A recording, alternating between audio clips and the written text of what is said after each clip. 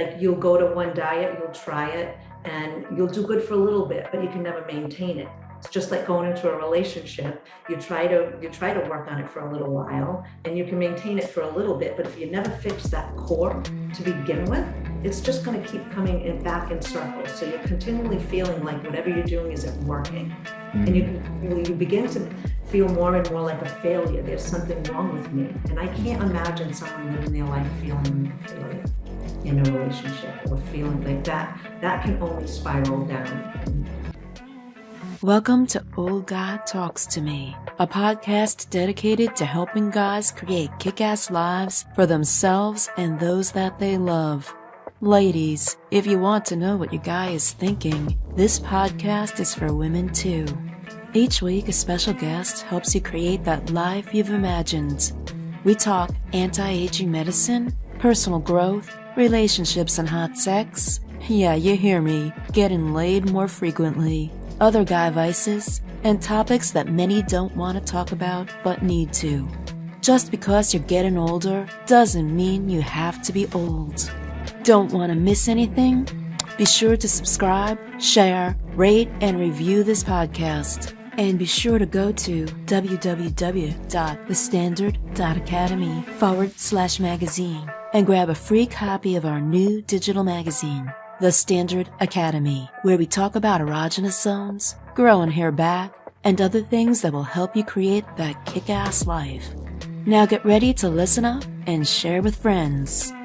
This is Oris, the official old guy at oldguytalkstome.com, a podcast dedicated to helping older guys create kick-ass lives for themselves and those that they love. That's right. Those that they love. And part of that is, well, sometimes, in your life, and I still got stuff that hasn't quite gone the way I had planned. And even though I'm at the ripe age of 69, closer to 70 now than I am 69, I still, looking to change things and make things better. And, but sometimes your life is just not working out the way you had planned it, envisioned it. And that happens to so many people. So today I have Paula-Jean D'Arrigo. Did I pronounce that right? Absolutely. Better than me. And she helps people achieve a life worth living, full of purpose and passion from the deepest part of self, without painful past sabotaging your every effort. Her unique mind-body approach connects you to the deepest core of self-awakens, and self-awakens the fire within you. She connects you to a place within which connects you to the very core reason your life's not working. It is never what you consciously think it is. Paula-Jean is an expert in not only clearing the blocks that prevent you from living your most powerful life, but connects you to the very core reason. She specializes in helping people who are struggling with achieving their ideal body, relationships, and finances. And Paula has discovered your success goes beyond your mind, beyond just your mindset. And so Paula, welcome to the show. Well, thank you so much for having me. Yeah. So Paula, I always like to ask this question of my guests. It's always 99, not always. Sometimes I forget. So what is the most important thing you've done today?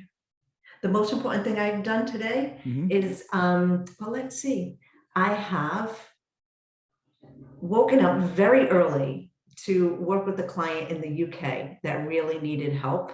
Our time zones are different, and it was a very powerful session. So to me, making that change in her life and getting up to be able to help her was really powerful for me. That's wonderful. That's wonderful. Yeah. I know that sometimes they're doing these podcasts with people from Australia, which really, So it's very difficult. Oh yeah. And sometimes you got to get the days right and everything else because of the time clock. So it's great though. It's great though because we can help people from all over the world. So absolutely. Yeah. So Paula, you don't wake up and say, "Hey, I want to go and help people realize their life's ambitions and to have fulfilling lives." So why don't you tell us a little bit about how you got to this place? Because it's kind of an interesting place, and we'll talk about more in detail. But how did you happen to get into this business? Because you had a successful career doing something else before, and you let our listeners know that. And by the way, at the end, just so everybody knows, in the show notes, Paula has kindly agreed to give you a 30-minute free consultation. Offers limited, but there's be a link to her Calendarly so she can schedule a 30-minute consultation for free with her and see whether you guys are fit together. So that'll be in the program notes. But so back to my question. Oh, how'd you get here? Where'd you come from and how'd you get here? Well, so it's funny. Let's see.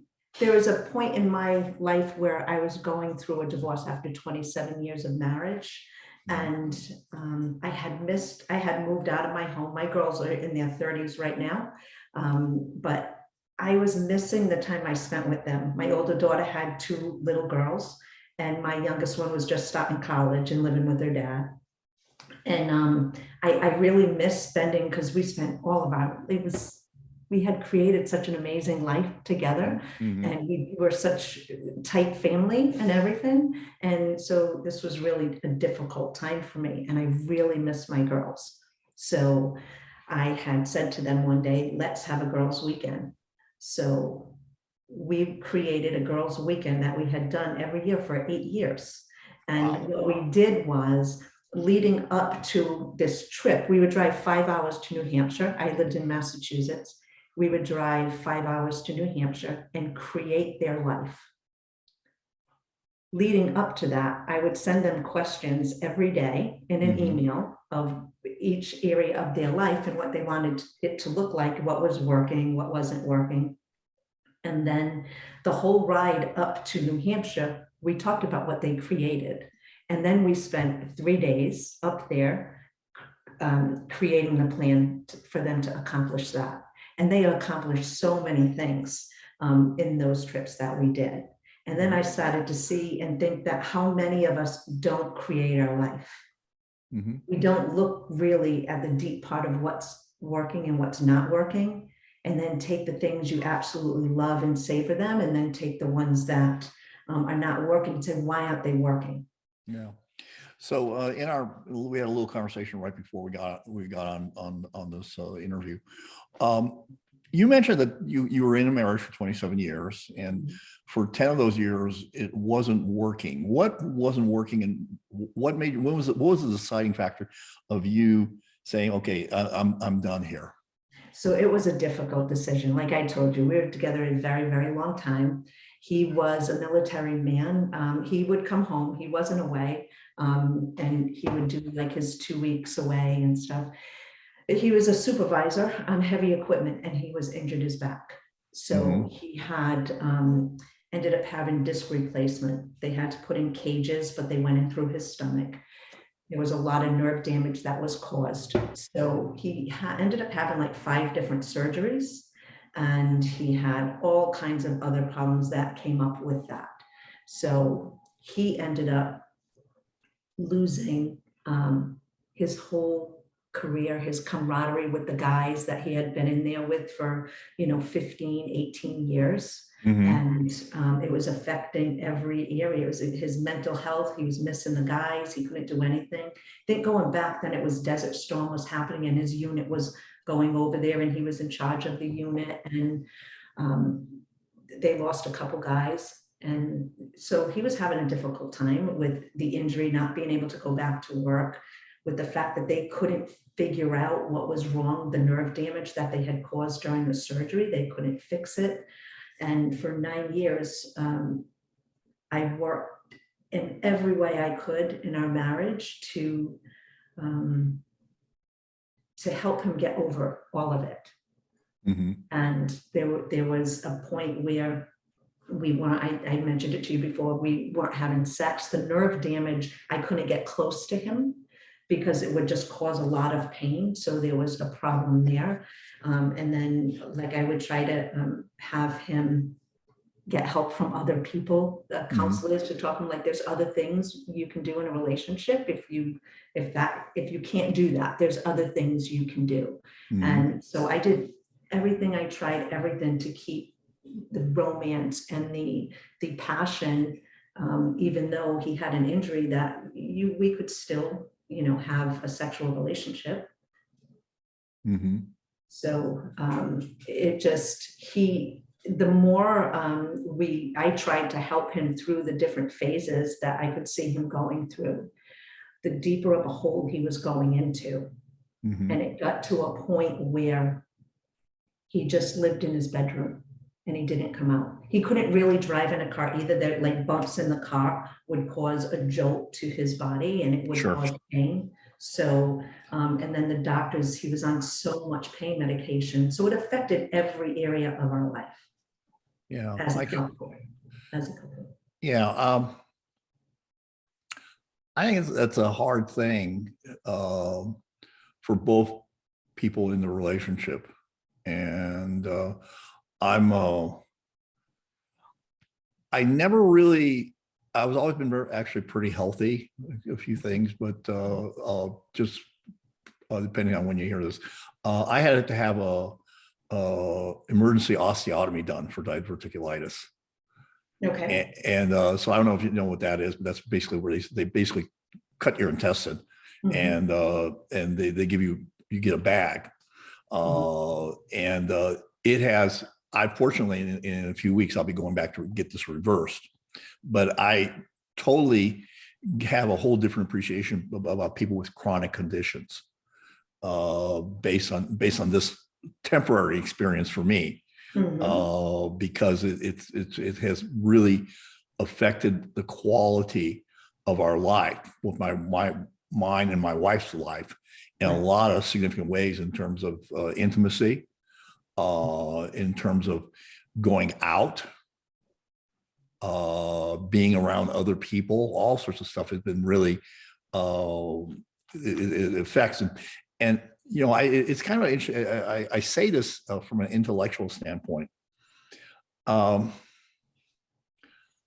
never understood suicide,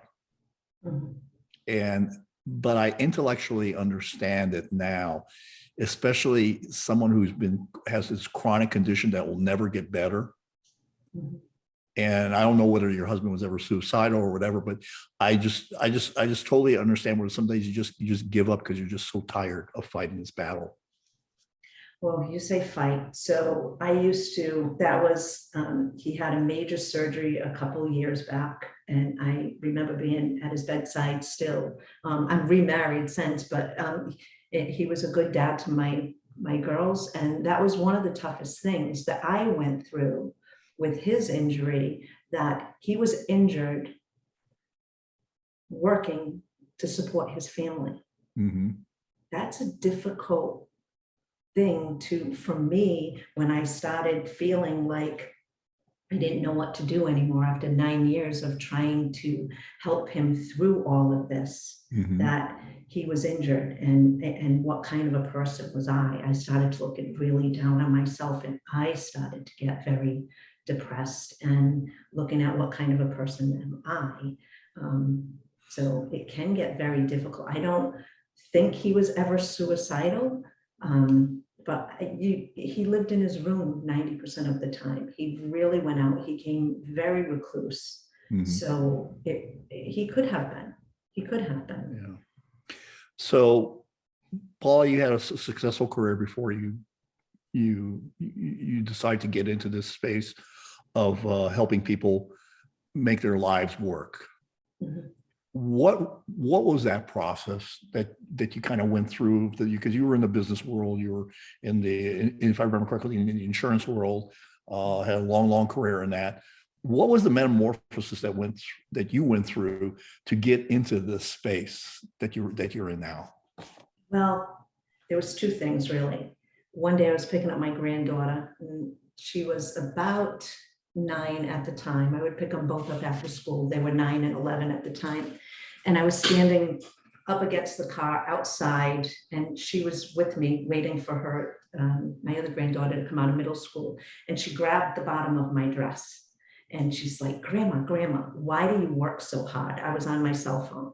She said, why do you work so hard? I said, well, honey, so I can take you, so I can get out of work and pick you up from school and take you, I would take them to yoga and cooking classes and swim lessons. I said, so I can spend time with you. She said, but you don't spend time with me, always on the phone.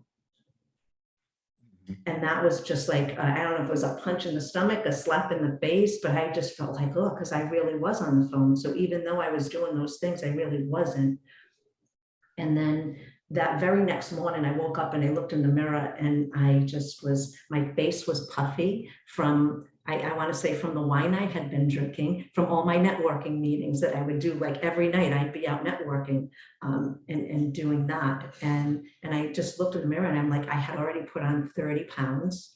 And I just felt when I looked in the mirror, like this can't get better. It can only get worse. And I was thinking, my husband was doing real estate at the time too. He had retired from his job and he was doing real estate, and we would fight a lot because we had very different styles in selling and in business. And I'm like, this just can't get any better. So that morning, looking in the mirror, I was like, this just gets ugly if I don't do something about it right now. And in that moment, I made a decision that something had to change. And what was that change, Paula? Well, it was started looking with my soul, with my granddaughter saying, why do you work so hard? Why do I work so hard? What was it that what did I want for my life? Why was I doing that? And at the time I could just think of, I was chasing six figures, but what was I even doing that for? So I wanted to look internally and see what was it that I really wanted, and was I doing what was fulfilling my life? And I realized in that moment too that I wasn't really. On the surface, you would see me and you would think, yes, she's working in the industries, she's making money, but on the inside, I really wasn't that person that I wanted to be. And it wasn't until she said that struck such a chord that I said, I have to stop and look inside. And you mentioned that what's holding you back is rarely what you think it is.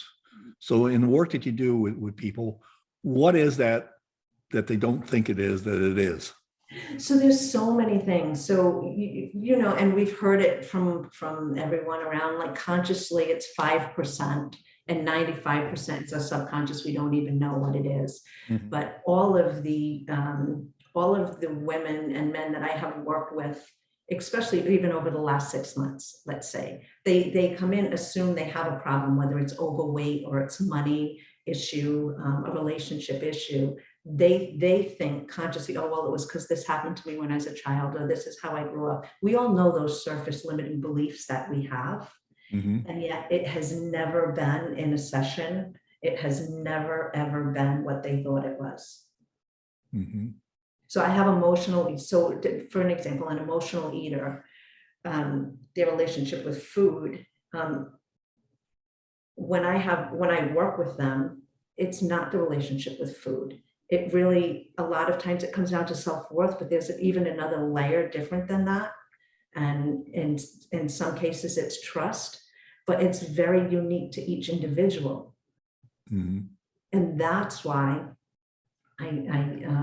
I'm always saying that, like, I'm kicking diet culture's ass, because it's everybody's body is different, mentally, physically, biologically, physiologically, it's psychological, and everyone's different. So you have to create your own blueprint for you, but you have to know what that very root cause of why you have that weight on to begin with, why that money's not working, why is the intimacy in your relationship not there? Mm-hmm. Why do you ignore the fact that you haven't had conversations with your wife even about it? Sure. Right? Yeah. So when you can get to the core of that, then you start to see the connections and how it's affecting every area of your life. And then you can start the process of creating transformation. Do you need accountability? Are you looking to change the course of your life but have failed to keep on track? Too often we take in information and fail to act. Do you need an accountability program to stay the course? Then go to www.thestandard.academy and find out about my accountability program that goes with my course that helps you find out what you want, why you want it, and how to get it. The accountability program keeps you on track to get results. Yeah. I think, the subconscious is something that I think a lot of people give lip service to it. Mm. And they go, oh yeah, I know it's really important, but then they just move on from it. I don't know if you're familiar with the book by Oren Laff, Pitch Anything. Mhm. Mhm. And in it, he talks about a study that says that your mind has already made the decision before you're conscious aware of it. And there was a study that actually predicted which hand someone would do something with about 7 to 8 seconds before they actually consciously had it in their mind. Mhm. And it's an interesting thing. In many ways, the subconscious is there to maybe hold you back, but sometimes also to protect you. So that's the whole thing. Like I tell you, it's there to protect you, Yeah. but it's really not. It's kind of like putting your it's how I usually describe it. Like if you have a gas burner on the stove and you go to put your hand there, automatically your hand's going to pull back because it knows it's going to get burned. And that's what your subconscious is trying to do to you. The minute it feels an emotion come up that needs to be dealt with, it immediately is going to push it right back down. So it thinks it's protecting you. And in all reality, it's not protecting you. It's preventing you, holding you back, and keeping you really stuck from going forward. But if you think about the feelings and the emotions that are coming up that we're pushing down, no one teaches you how to handle these emotions. They don't teach you how to reframe your thought pattern. Mm-hmm. There's Yeah. no, you growing up, I don't think, I mean, we're in the program together, right? And there's so many men who don't even know how to deal with their emotions. Sure. They don't know what to do with them. They don't know how to connect them. And so it keeps them stuck their whole life. A lot of men I see that I work with from the age of 40 on, they going up, so many of them are giving up on their body. They're giving up on that relationship, right? Until something happens, until they get diabetes, cholesterol, until one or the other has an affair or something. Yeah. Right? The divorce shows up. Right. It's always it's always those same areas, but it's, what is it that you're not looking at? Why don't you look at it? Why don't you look at it? I think, it's kind of interesting because people, quite often the deterioration is slow, so you don't notice it. It's just like, obviously, it's kind of like gaining weight. You may gain maybe 4 or 5 pounds a year, but in a few years, that's 30 pounds. Yeah, but you are looking but at you it. accommodate along to it. You accommodate to it, and so you don't even notice it. And I have this thing about I talk about the status quo, and there's no such thing as status quo. You're either getting better or you're getting worse. And in all things, you're either getting better or you're getting worse. You are not staying in the same place. Right. Yeah. So, but it's also, we tend to, as a society, avoid that look in the mirror because we do see the pounds and we do get to that point where like, holy shit, I have these 30 pounds. I mean, I was ignoring the fact when the seams on my dresses were splitting and I just came up with the excuse, the story, the reason, the manufacturer is cutting their cloth a little smaller. So it wasn't me putting on weight, it was the manufacturers. sure. Right. And there's a lot of men who, like you said, you're putting on weight, you're seeing it, you're not comfortable with yourself, but yet you just go through the motions. Yeah. So, Paul, when somebody comes to you, what are the typical events that would drive them to take action? Because most of the time, people don't take action on stuff. They intellectually know it, but they don't take action. What would you say are the top events in someone's life that says, I need help with this, and that they come to see you?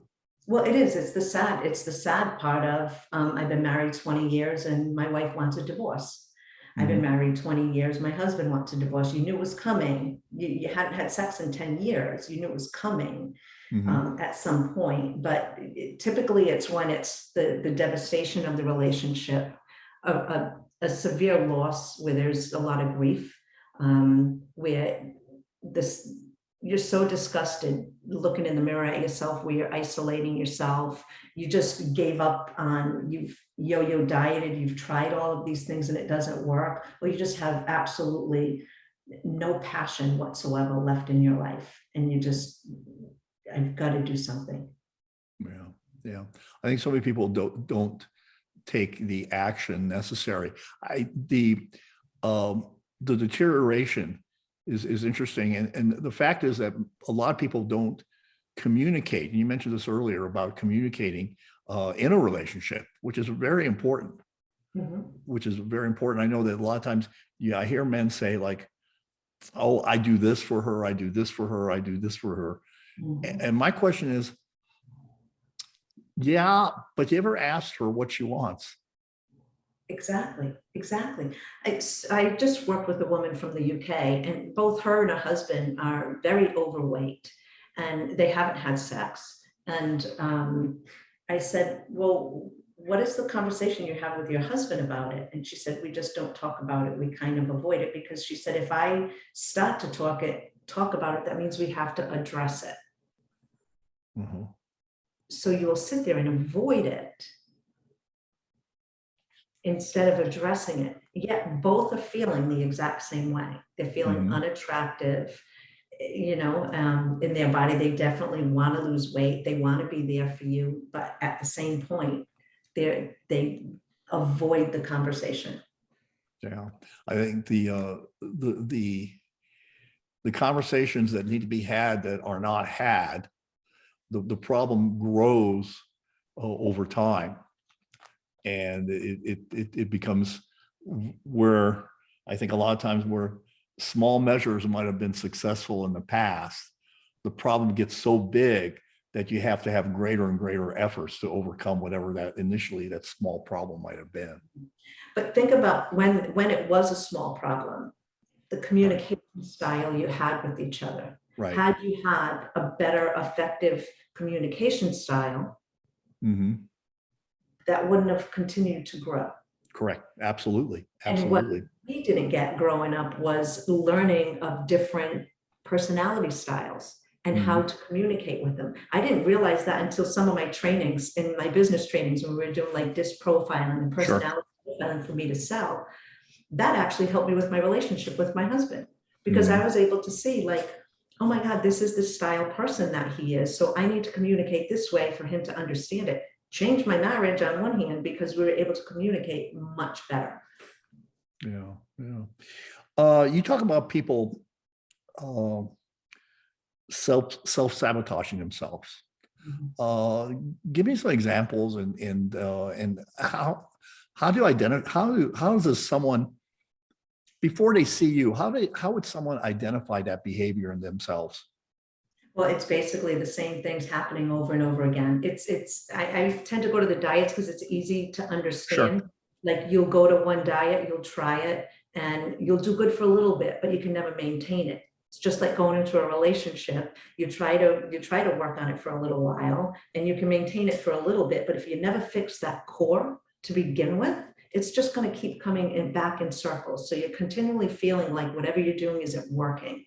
And you begin to feel more and more like a failure. There's something wrong with me. And I can't imagine someone living their life feeling like a failure in a relationship, or feeling like that. That can only spiral down. And so and just continue the behaviors and the patterns in a cycle that they just can't seem to stop.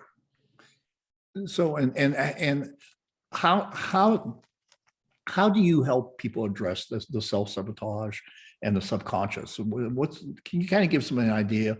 And again, I'm going to mention that there's going to be a link to Paula's Calendly account, so you can schedule a free 30-minute consultation. So tell us a little bit about the process that you kind of take your clients through. So it's a very, I'm going to say a gentle process. because you've been beat up. People have been beat up in these situations for so long, and there's so much underlying. So it is a very gentle process of conversations, and at the same time helping people understand that it's okay, these feelings that they have when they come up, and I give them tools and we work together on, so that way they can see it's okay in a safe place to discuss it. And I'll tell you right now, within 2 hours, every session I have ever had, they have come to that root cause and connected everything they need to, and they're amazed. Their mind is blown. Like, I would have never, ever thought that in a million years is the reason that I'm being held back in my life. It's interesting. It's interesting that you get at it so quickly. And do you ever get to an endpoint with your clients? Yes, I do, which is great to know. Okay. So we can get to that cause. We can get to what that one thing is that is preventing them. But then remember, they have these habits and behaviors and their thoughts and their emotions. You have to kind of create a plan for them and give them the tools to work with them. And then usually within a period of time, they become a habit and they're able to create what they want with these new skills and these new tools that they have. So yeah, their life changes and they do get to move on. Yeah, that's interesting because I mean, some therapy just never ends. Yeah. Well, so that's a big thing, because I've had clients who have been in therapy for years and years and years. And Sure. they were just, oh my God, I can't believe in this session with you that all of this came up and out. And then the work that we've done, some people within months, some people within 2 months, they're just amazed because they couldn't get that in 15 or 20 years with a therapist. Yeah, I think that's always a thing. You also talk about the mind-body connection. Tell us a little bit about that. Tell us about why do you think that there's such a relationship? Because people will think that, that to a certain extent, their mind is in one silo, and then their body's in another silo, and then their relationship is in another silo, and then everything else. But why are those things connected? It's actually so connected. Research just showed, I shouldn't say just showed. I had read an article recently that said, even doctors are aware of your illness and injuries that you have. 75% of those are psychosomatic. They know it. They know it. There's that connection. So we have, and even more research. I know this is Joe Dispenza, I believe. He's done a lot of work that we never really talked about. A lot of this mind-body connection.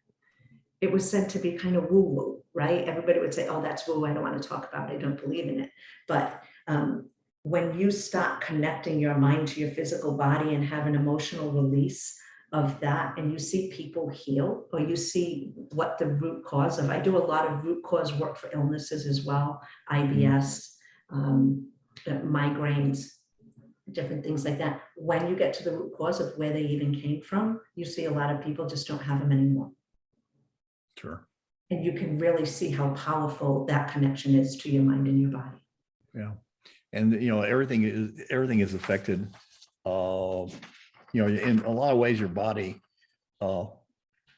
affects your mind in a lot of different ways. It's as you mentioned earlier, in your first husband's situation and others, because you see that how people that neglect their bodies or let them kind of become not as efficient as they can be.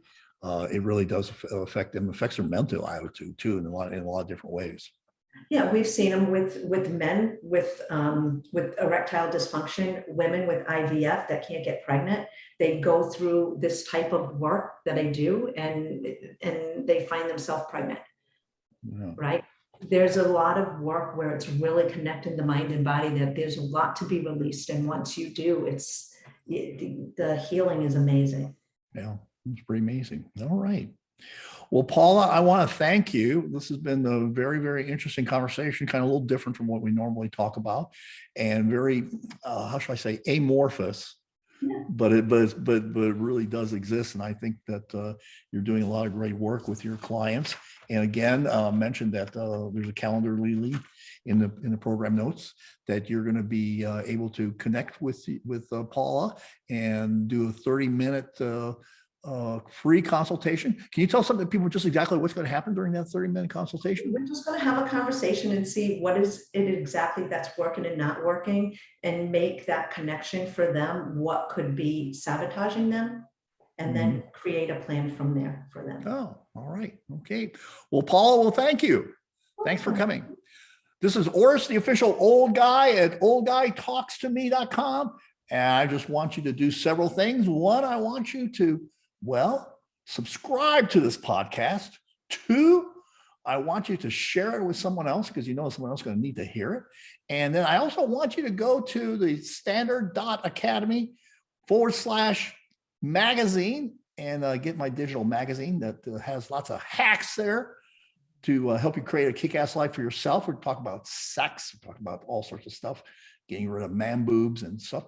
And if you don't like my podcast during the review, well, review it anyway. And you know what? If you are, if you're just a keyboard warrior, you can give it several bad reviews because, well, that just brings me up in ratings. So the more reviews, even bad ones, are good. And I love my trolls. I mean, if you're a frequent troll, I may even send you a mug or a t-shirt as a thank you. Until next time, remember, it's all about creating a kick-ass life for yourself and those that you love. Thank you for joining Dr. Orist and his incredible guest. Like what you heard and learned? Then be sure to do 3 things. 1, subscribe so you don't miss the next episode. 2, share this with someone who may need to hear it. 3, leave a review and rate this podcast. Opt in at www.thestandard.academy/magazine and get our free digital magazine with savings, articles, and deeper dives into cool controversy. Be the guy who takes action. Without action, you're not going to get the results you want. Thank you again, and make it a great day.